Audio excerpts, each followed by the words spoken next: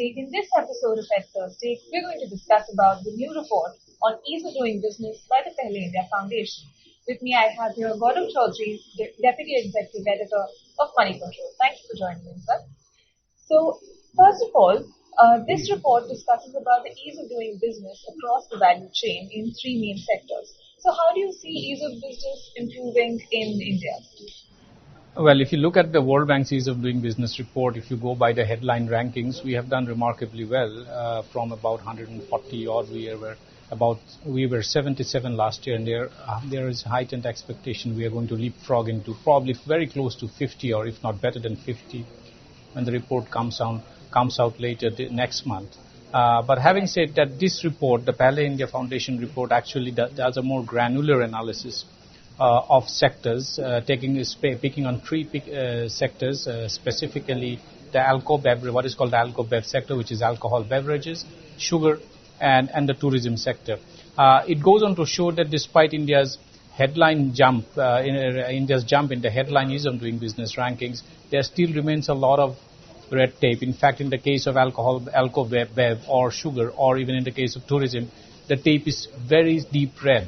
And this report actually highlights and flags where the concerns are, because if somebody has to set up an alco-bev industry or a distillery, or if somebody has to set up a sugar mill, or if somebody intends to get into the tourism or hospitality sector, there are layers and layers and layers of approvals and procedural issues that the entrepreneurs will have to countenance. This report actually flags those, and it kind of holds the mirror to the government, saying that while a lot of progress has been made on the headline ranking, there are issues that need to be addressed.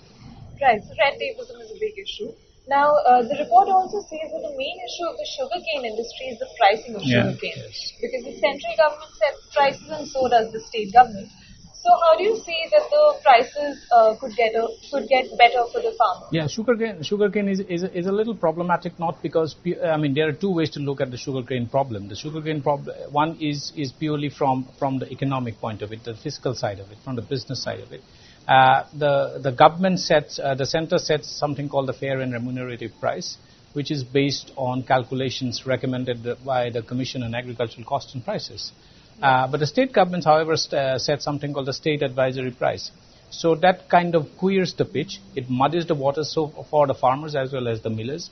The sugarcane is a peculiar problem, also because there is a lot of political sensitivities regarding sugarcane, particularly in the sugar-growing states like UP and Maharashtra. So state advisory prices play a critical role in the kind of prices that the farmers will get, or the kind of prices that the millers will have to give farmers, and the problem here is that that is what the report goes on to also allude to, is that if sugar is completely decontrolled, in the sense that it's completely market controlled prices, there is a possibility that every stakeholder, from the farmer to the miller and to the consumer, could be a net gainer. But that is something that has to be seen only after it is tested, when it completely do away with the system of state fixation of prices. Whether market control prices will actually be a net gain system for net gaining for every stakeholder is something that needs to be tested. That is something this report also flags. So perhaps a pilot test for deregulation of prices. Now, the alcohol and beverages industry is quite a flourishing industry, as the report says. But there are multiple problems in licensing, patents, and labels. So how do you see the norms getting rationalized for this sector? So alco-bev again is a very interesting industry that this report has picked up, because setting up an alco-bev unit or a distillery is subject to a plethora of rules and procedures and licenses. Also because it is completely controlled by the states. So there are excise rules, and for one particular thing, one particular product, and there will be different packaging rules, different labeling rules. So the number of approvals and the licenses and the procedures that the industry is subjected to is quite huge.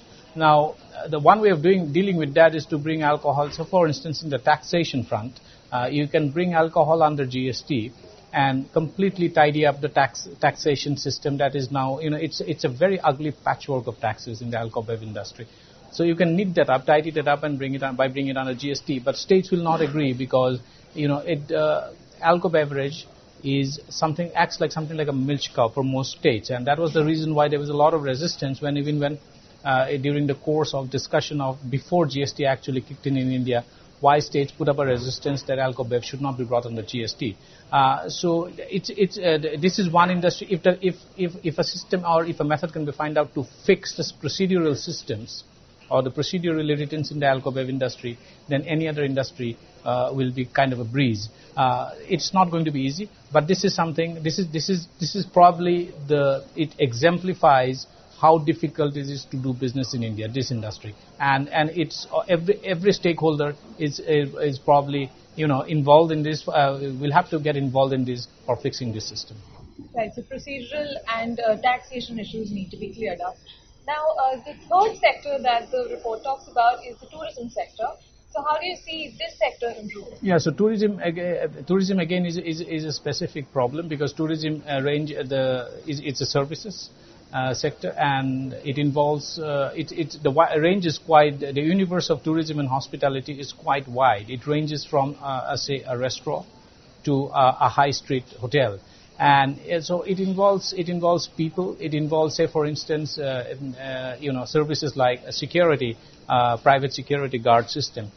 So setting up a hotel is not just building a concrete structure and starting offering services, because it involves food, it involves services, it involves serving of alcohol, it involves licenses of various kinds, it involves labeling, it involves packaging, and it involves rules that the center fixes. And it involves rules that the states fix, and the rules for states differ from state to state.